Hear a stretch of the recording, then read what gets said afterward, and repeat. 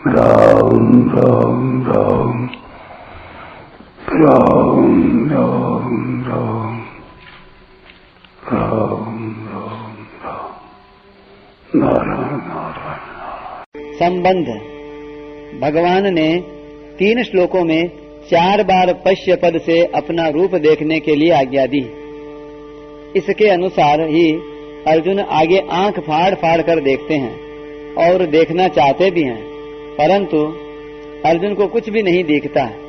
इसलिए अब भगवान आगे के 8वें श्लोक में अर्जुन को न दिखने का कारण बताते हुए उनको दिव्य चक्षु देकर विश्व रूप देखने की आज्ञा देते हैं। न तो माम शक्यसे द्रष्टुं मनेनैव स्वचक्षुषा दिव्यां ददामि ते चक्षुः पश्य मे योगमैश्वरम्।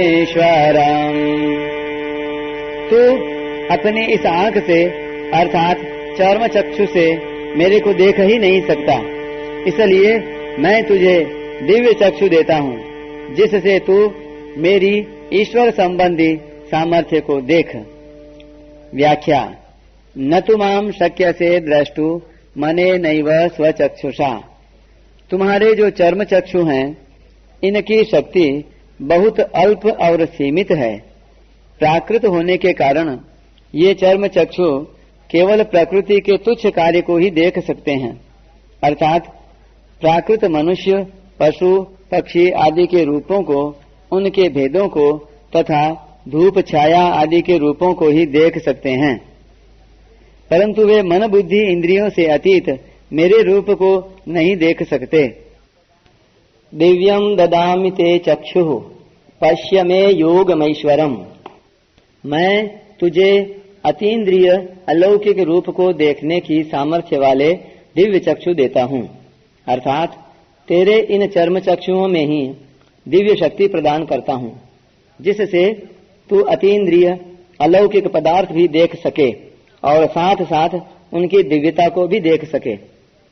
यद्यपि दिव्यता देखना नेत्र का विषय नहीं है, प्रत्युत बुद्धि का विषय है, तथापि भगवान कहते हैं मेरे दिए हुए दिव्य चक्षुओं से तू दिव्यता को अर्थात मेरे ईश्वर संबंधी अलौकिक प्रभाव को भी देख सकेगा। तात्पर्य है कि मेरा विराट रूप देखने के लिए दिव्य चक्षुओं की आवश्यकता है। पश्य क्रिया के 2 अर्थ होते हैं, बुद्धि अर्थात विवेक से देखना और नेत्रों से देखना। 9वें अध्याय के 5वें श्लोक में भगवान ने पश्य में योगमैश्वरम कहकर बुद्धि के द्वारा देखने की बात यानी जानने की बात कही थी। अब यहाँ पश्य में योगमैश्वरम कहकर नेत्रों के द्वारा देखने की बात कहते हैं। विशेष बात, जैसे किसी जगह श्रीमद् भगवद गीता ऐसा लिखा हुआ है, जिनको वर्णमाला का बिल्कुल ज्ञान नहीं है उनको तो इसमें केवल काली काली लकीरें दिखती हैं, और जिनको वर्णमाला का ज्ञान है उनको इसमें अक्षर दिखते हैं, परंतु जो पढ़ा लिखा है और जिसको गीता का गहरा मनन है उसको श्रीमद् भगवद गीता ऐसा लिखा हुआ दिखते ही गीता के अध्यायों की, श्लोकों की, भावों की सब बातें दिखने लग जाती हैं। ऐसे ही अर्जुन को जब भगवान ने दिव्य चक्षु दिए तब उनको अलौकिक विश्व रूप तथा उसकी दिव्यता भी दिखने लगी, जो कि साधारण बुद्धि का विषय नहीं है। यह सब सामर्थ्य भगवत प्रदत्त दिव्य चक्षु की ही थी। अब यहाँ एक शंका होती है कि जब अर्जुन ने 4थे श्लोक में कहा कि अगर मैं आपके विश्व रूप को देख सकता हूँ तो आप अपने विश्व रूप को दिखा दीजिए, तब उसके उत्तर में भगवान को यह 8वां श्लोक कहना चाहिए था कि तू अपने इन चर्म चक्षुओं से मेरे विश्व रूप को नहीं देख सकता, इसलिए मैं तेरे को दिव्य चक्षु देता हूँ। परंतु भगवान ने वहां ऐसा नहीं कहा, प्रत्युत दिव्य चक्षु देने से पहले ही पश्य पश्य कहकर बार बार देखने की आज्ञा दी। जब अर्जुन को दिखा नहीं तब उनको न दिखने का कारण बताया और फिर दिव्य चक्षु देकर उसका निराकरण किया। अतः इतनी झंझट भगवान ने की ही क्यों?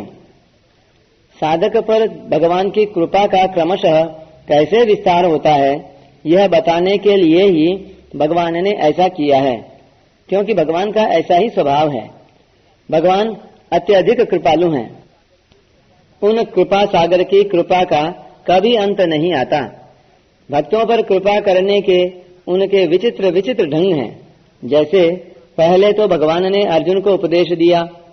उपदेश के द्वारा अर्जुन के भीतर के भावों का परिवर्तन कराकर उनको अपनी विभूतियों का ज्ञान कराया। उन विभूतियों को जानने से अर्जुन में एक विलक्षणता आ गई, जिससे उन्होंने भगवान से कहा कि आपके अमृतमय वचन सुनते हुए मेरी तृप्ति नहीं हो रही है। विभूतियों का वर्णन करके अंत में भगवान ने कहा कि ऐसे तरह तरह की विभूतियों वाले अनंत ब्रह्मांड मेरे एक अंश में पड़े हुए हैं।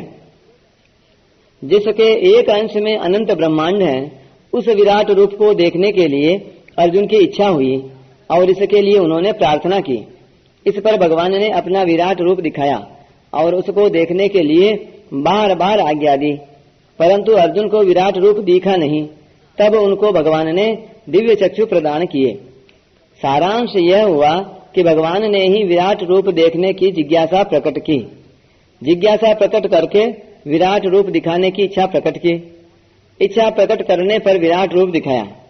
अर्जुन को नहीं दिखा तो दिव्य चक्षु देकर इसकी पूर्ति की। तात्पर्य यह निकला कि भगवान के शरण होने पर शरणागत का सब काम करने की जिम्मेवारी भगवान अपने ऊपर ले लेते हैं। परिशिष्ट भाव। पश्य क्रिया के दो अर्थ होते हैं, जानना और देखना। 9वें अध्याय के 5वें श्लोक में पश्य में योगमैश्वरम पदों से भगवान को जानने की बात आई है और यहाँ पश्य में योगमैश्वरम पदों से भगवान के विराट रूप को देखने की बात आई है। तात्पर्य है कि जो जानने में आता है वह भी भगवान है और जो देखने में आता है वह भी भगवान है। भगवान के सिवाय कुछ भी नहीं है। इस 11वें अध्याय में भगवान के अलौकिक रूप को देखने की विलक्षणता है, विवेचन की विलक्षणता नहीं है। इसलिए गीता के अंत में भी संजय ने एक तो संवाद की विलक्षणता कही है और एक रूप की विलक्षणता कही है। भगवान का विराट रूप अलौकिक था, इसलिए उसको देखने के लिए भगवान ने अर्जुन को अलौकिक चक्षु दिए।